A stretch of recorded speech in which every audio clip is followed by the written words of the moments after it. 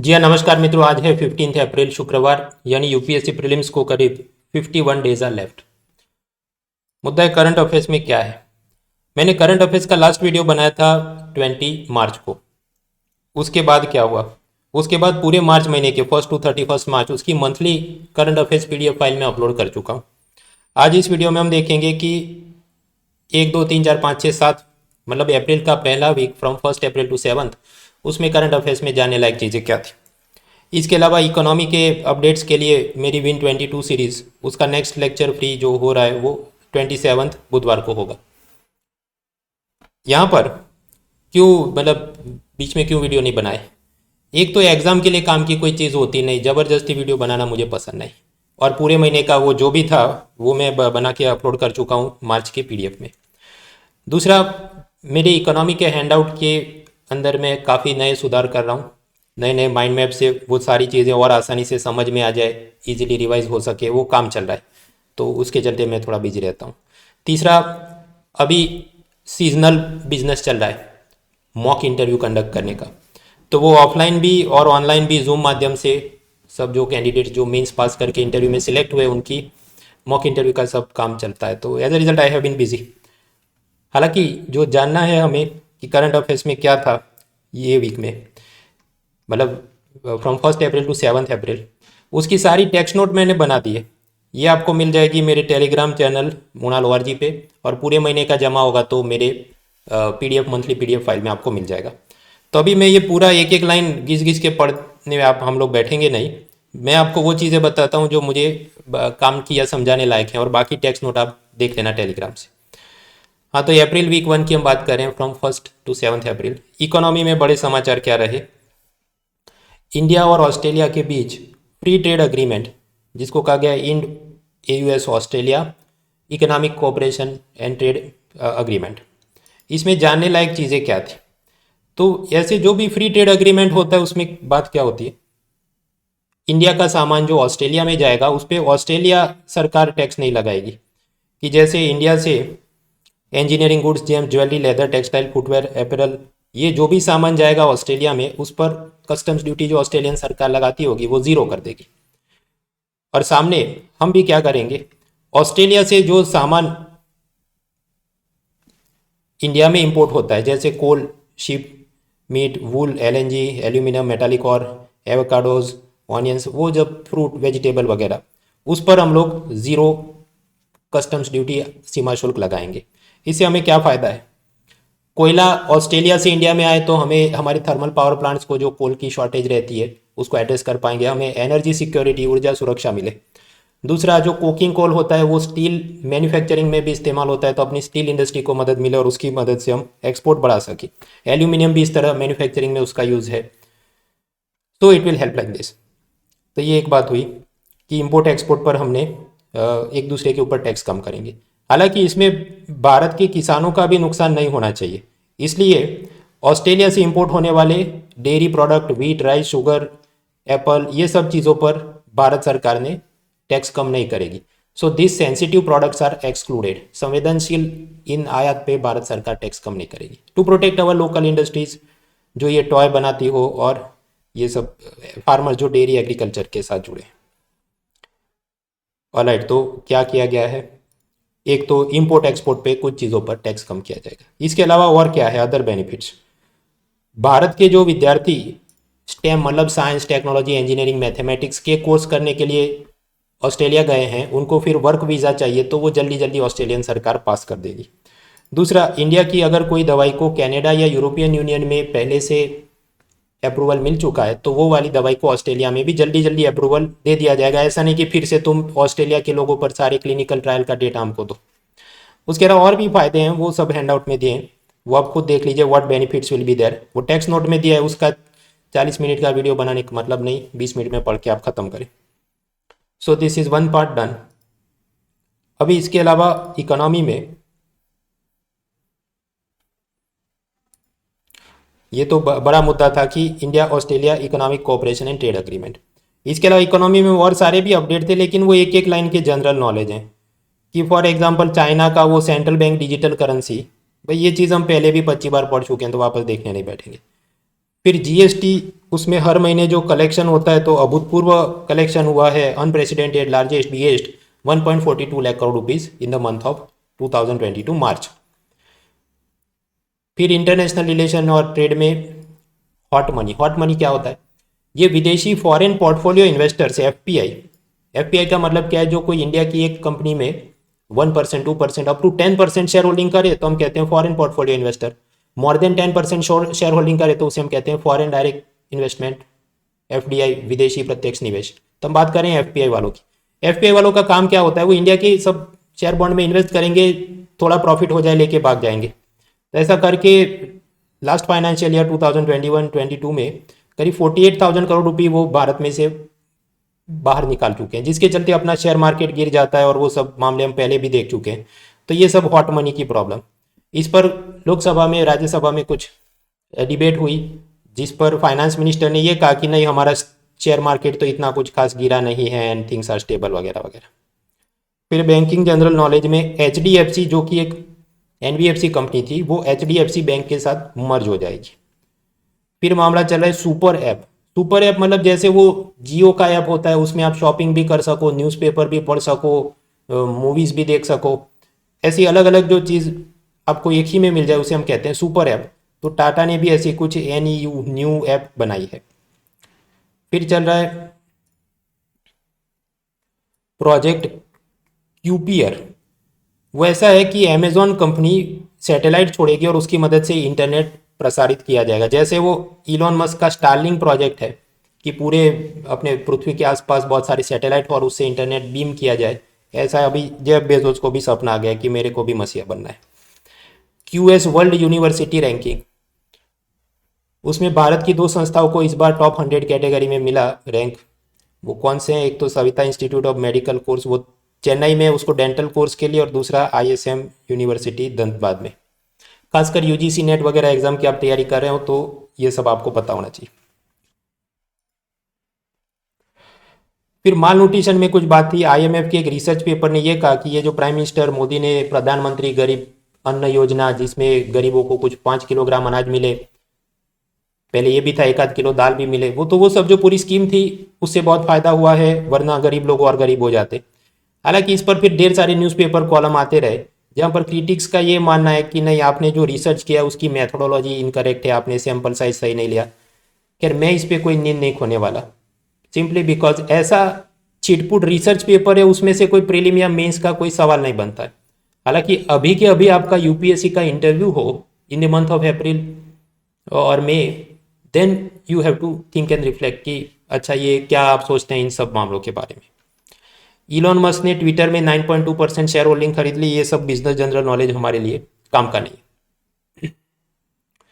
So this was economy. Now moving to the next segment, that is polity. अब polity में भी ढेर सारे समाचार हैं, वो आप टेक्स्ट नोट देखना। मैं काम की जो 2-4 बड़ी चीज़ें हैं वो आपको बताऊं। हाँ, तो अप्रैल वीक 1, 1 to 7 अप्रैल, पॉलिटी में क्या हुआ?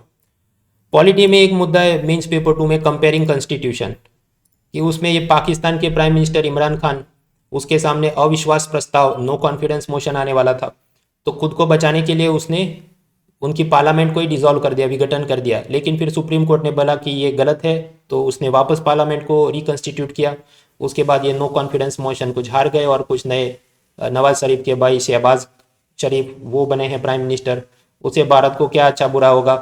तो अभी तो शुरुआत में वो पाकिस्तानी मिलिट्री को खुश करने के लिए कुछ स्टेटमेंट कश्मीर के खिलाफ देते रहते हैं, लेकिन बाद में क्योंकि वो एक बिजनेसमैन है तो उसका जो भी बिजनेस इंटरेस्ट के चलते शायद इंडिया के साथ वो रिश्तों को सामान्य करने की, नॉर्मलाइज करने की कोशिश करेगा, ऐसा सब इंडियन एक्सप्रेस बोलते रहता है।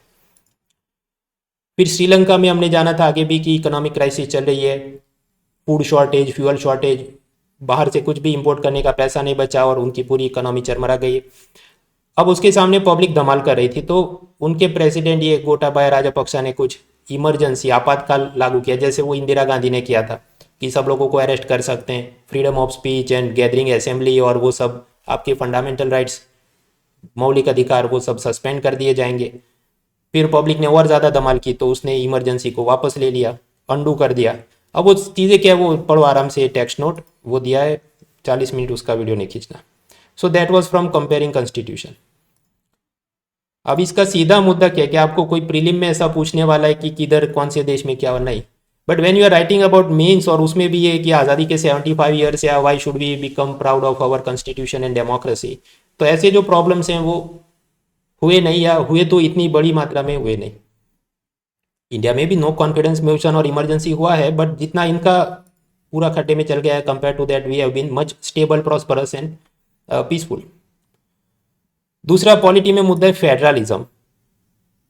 तो फेडरलिज्म में यूनियन और स्टेट के रिलेशन और कुछ स्टेट में आपस में जो लड़ाई झगड़े चलते हो उसमें क्या डेवलपमेंट रही। पहले हम देखते हैं नॉर्थ ईस्ट। नॉर्थ ईस्ट में आप पाएंगे कि ये जो आसाम के अंदर ही, अंग्रेज़ों के ज़माने में तो आसाम एक ही था और बाद में आज़ादी के बाद उसमें अलग अलग स्टेट्स डिवाइड हुए, उसमें ये आसाम और ये नीचे साउथ में क्या मेघालय, आपस में उनका बॉर्डर डिस्प्यूट चल रहा था, कुछ 800 किलोमीटर से ज़्यादा का इलाका। तो दोनों ही चीफ मिनिस्टर ने साथ में उसका अग्रीमेंट किया है और वो बंटवारा हो जाएगा, जो भी जमीन का कि इतना आप रखें इतना हम रखें। उसके बाद वो प्रपोजल जाएगा पार्लियामेंट में, पार्लियामेंट उसको पास करेगा क्योंकि उसके पास वो पावर है पूरा जो स्टेट बाउंड्री को चेंज करने का, ऑल्टर करने का, and then it will become implemented. दूसरा मामला है ये arm forces special protection act AFSPA, जो अशांत इलाकों में लगाया जाता है और वहाँ मिलिट्री को एक्स्ट्रा पावर में दिए जाते हैं, वो कुछ एनकाउंटर करे और फिर जुडिशरी उसको इन्वेस्टिगेट या सजा नहीं दे सके, वो उसकी अलग कोर्ट हो वगैरह, जो भी चीज़ें हम आगे भी पढ़ चुके हैं। आई थिंक 2021 दिसंबर वाली फाइल आप देख लेना। तो उस वो जो चीज़ थी वो असम, नागालैंड और मणिपुर के कुछ डिस्ट्रिक्ट से सरकार ने हटा दिया है कि अब वहाँ चीज़ें नॉर्मलाइज हो रही है तो इसकी ज़रूरत नहीं। उसके बाद दूसरा मुद्दा है सीबीआई, एनफोर्समेंट डायरेक्टरेट, प्रवर्तन निर्देशालय, फिर ये सीरियस फ्रॉड इन्वेस्टिगेशन ऑफिस जो कॉर्पोरेट अफेयर्स मिनिस्ट्री के नीचे काम करती है, वाइट कॉलर क्राइम्स जैसे वो सत्यम घोटाला, यस बैंक घोटाला या ये IL&FS घोटाला, उसको देखे। तो ये जो केंद्रीय जांच एजेंसियां है उस पर आरोप लगते रहता है कि ये तो केंद्र की जो रूलिंग पार्टी है वो उसे मिसयूज करती है, ऑपोजिशन, क्रिटिक्स, उसके नेताओं को दबाने के लिए, डराने के लिए।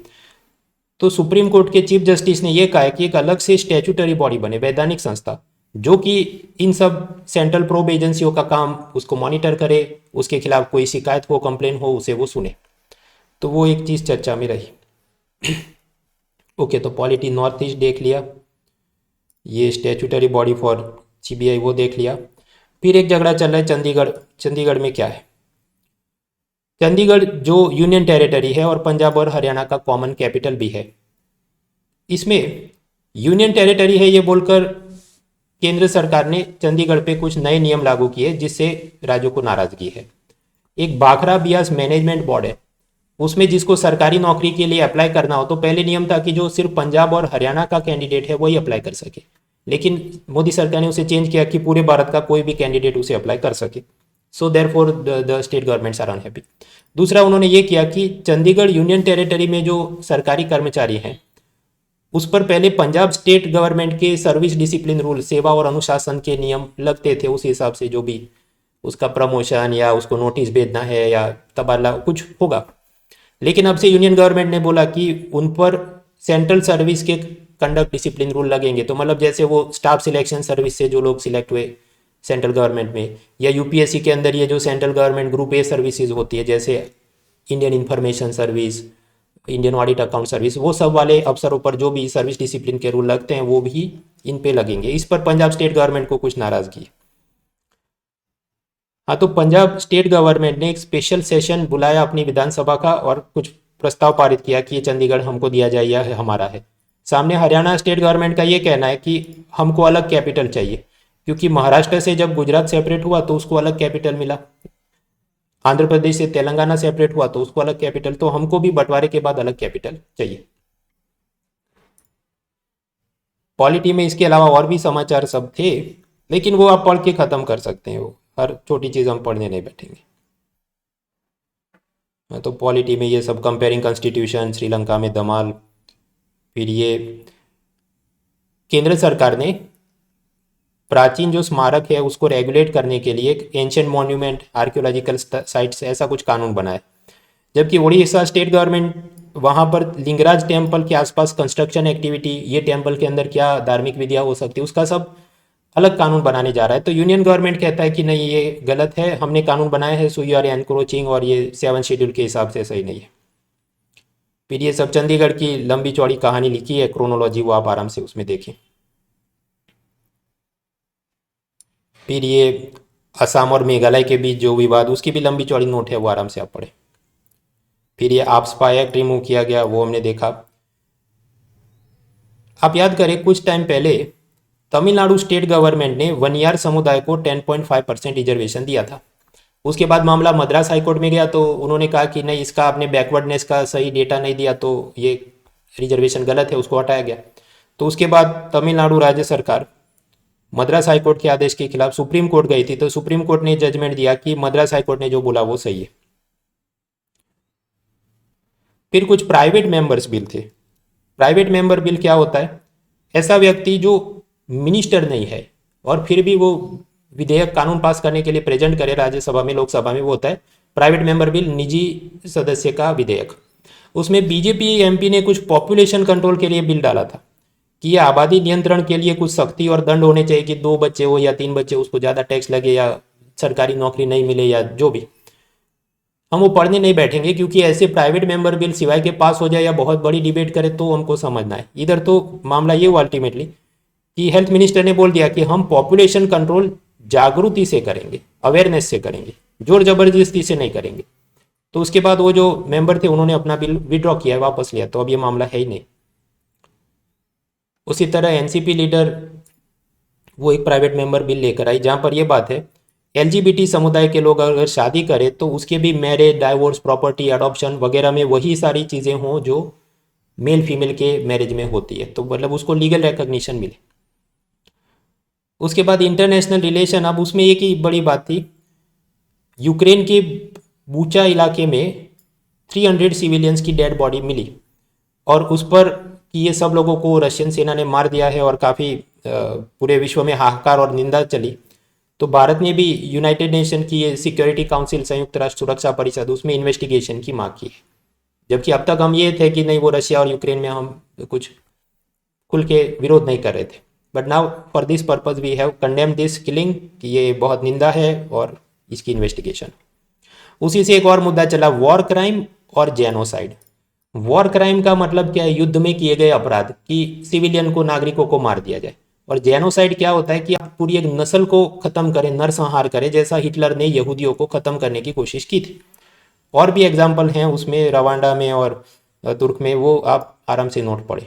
बस तो मुद्दा ये चल रहा है कि ये जो पुतिन ने करवाया वो युद्ध अपराध है या नरसंहार, उस पर बड़ी एक्सप्लेन सीरीज बनाई थी। बट सिवाय कि आपका इंटरव्यू हो तो दिमाग खर्च करना चाहिए, वरना ये कोई मेंस पॉइंट ऑफ व्यू से अलग मुद्दा बनता नहीं अभी। Then weapons of mass destruction, सामूहिक विनाश के हथियार, ये जो मिसाइल वगैरह बनाए जाए, उसके खिलाफ लड़ने के लिए हमने 2005 में एक कानून बनाया था। लेकिन उसको और सख्त करने के लिए कि जो भी पैसा दे रहा है ऐसा सब WMD बनाने के लिए, उनका सब एसेट फ्रीज किया जाए, जब तो हो, ऐसी सब बात उसमें चल रही। फिर एनवायरनमेंट और साइंस, कोरोना का नया वेरिएंट, वो तो हर दिन आते रहे। IPCC का नया रिपोर्ट, वो भी हर दिन आते रहे। उसमें नया कुछ खास नहीं, वही सब पुराना रोना धोना उसका चालू है कि हमको क्लाइमेट चेंज से लड़ना है। फिर ये ट्रांसपोर्ट मिनिस्टर नितिन गडकरी, वो पार्लियामेंट में एक हाइड्रोजन वाली कार में बैठ के जो आए, तो न्यूज़पेपर का ये मानना है कि अभी दुनिया में और कुछ लिखने को है ही नहीं, पागल हो गए सब लोग, पूरा दिन वही लिखते रहते हैं। तो उसकी सब चर्चा है कि क्या क्या है उसके लिमिटेशंस, वो मैंने यहाँ लिखे हैं, आप आराम से देख लेना। इट इज़ सेल्फ एक्सप्लेनेटरी, कोई बड़ी बात नहीं। कि जैसे हम बात करें रिन्यूएबल एनर्जी सोर्सेज, तो रात को सोलर इलेक्ट्रिसिटी मिल नहीं सकती और उसको बैटरी में स्टोर करने गए तो काफ़ी महंगा पड़ता है। भारत की बिजली कंपनियां काफ़ी लॉस में चल रही है, तो उनको तो कोल इलेक्ट्रिसिटी पसंद है क्योंकि वो थोड़ी सस्ती होती है, सोलर वाली थोड़ी महंगी होती है, तो वो खरीदना और बेचना पसंद नहीं करते। ये जो भारी वाहन होते हैं जैसे ट्रक, उसमें ये बिजली वाले और ये सब ईंधन से चलाना वो उतना पावर नहीं देगा कि वो, तो वी स्टिल रिक्वायर डीजल। और ये सब इलेक्ट्रिक व्हीकल बनाने जाएं तो उसमें लिथियम कोबाल्ट जैसे जो भी मिनरल्स चाहिए जो अपने पास है नहीं। ई स्कूटर में आग क्यों लग रही है? तो उसमें लिथियम बैटरी होती है और लिथियम बैटरी एनर्जी डेंस होती है, मतलब छोटे आकार के अंदर बहुत ज़्यादा ऊर्जा भरी हो, तो उसके चलते जो भी ज़्यादा गर्मी हुई या कुछ प्रॉब्लम आया तो आग लग जाती है, विस्फोट हो जाता है। तो वो उसका 2 लाइन का वो मामला है। स्टील स्लैग, स्टील उत्पादन जो होता है उसमें जो उसकी भट्टी में से जो कचरा पिघली हुई चीज़ मिले, मिट्टी वाला अवशेष या जो भी, उस स्टील स्लैग की मदद से रोड बनाया जाए तो उसमें क्या फ़ायदा है। देखिए, हम वो बिट्यूमिन या आसफाल्ट से तो रोड बना ही सकते हैं, लेकिन उसमें ज़्यादा खर्चा आता है। सीमेंट से भी रोड बना सकते हैं, उसमें भी ज़्यादा खर्चा आता है, लेकिन स्टील स्लैग से रोड बनाया जाए तो वो काफ़ी सस्ता रहता है। तो सूरत पूरे भारत का पहला ऐसा सिटी बना कि जहाँ पर ऐसा स्टील स्लैग इंडस्ट्रियल वेट्स का रोड बनाया गया है, और उसकी सब चर्चा।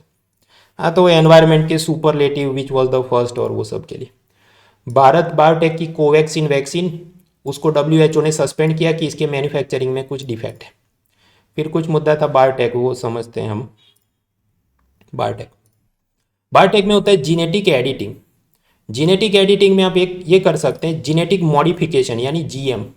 जीएम क्या होता है कि आप दो अलग अलग प्रजाति, मल्टीपल ऑर्गेनिज्म, उसके जीन को इसमें से उसमें डालो। फॉर एग्जाम्पल, बैक्टीरिया का जीन आप कॉटन प्लांट में डालो तो बन जाता है बीटी कॉटन, और उसमें सब रोग प्रतिकारक शक्ति होती है, पेस्ट अटैक से बच सकता है, उस पर आपने पेस्टिसाइड जंतुनाशक दवा नहीं छिड़कनी पड़े। तो वो चीज़ हो गई जीनेटिक मॉडिफिकेशन। ऐसे जीएम क्रॉप का भारत में परमिशन बहुत स्ट्रिक्ट है, बहुत कम चीज़ों को मिला है, जैसे ये बीटी कॉटन। उसके बाद कुछ रबर, बीटी रबर को परमिशन मिला है ट्रायल के लिए, कुछ बीटी मस्टर्ड सरसों था, उसको देंगे नहीं देंगे, सब झगड़े चलते रहते, वो आप एनवायरनमेंट में देखें। तो ये तो चीज़ हो गई, दिस वी ऑलरेडी नो। नया क्या आया, जीन एडिटिंग। शब्दों में फ़र्क समझिए, ये जो मैं बात कर रहा हूँ वो थी जीन मॉडिफिकेशन जीएम, अब जो बात हो रही है वो है जीन एडिटिंग। जीन एडिटिंग ये कहता है कि सेम ऑर्गेनिज्म का जीन, उसी को आप काट छांट करें, उसमें कुछ नया करें। Do not introduce some foreign organisms gene, जो है जैसे ये जो भी बेरीज हो तो बस उसी के जीन को आप एडिट करो, उसमें कुछ नया मत डालो। उसके लिए क्रिस्पर टूल कुछ इस्तेमाल होता है, और उसकी मदद से जो बनाए जाए 3 टाइप के वेराइटी बन सकते हैं, HDN1, HDN2 और HDN3। तो इसमें HDN1 और 2 नंबर की जो वेराइटी बने उसको जल्दी जल्दी अप्रूवल मिले, ऐसा कुछ नया रिफॉर्म लिया गया जिस पर ये सब क्रिटिक्स का यस नो में बोलना है। So that is CRISPR technique.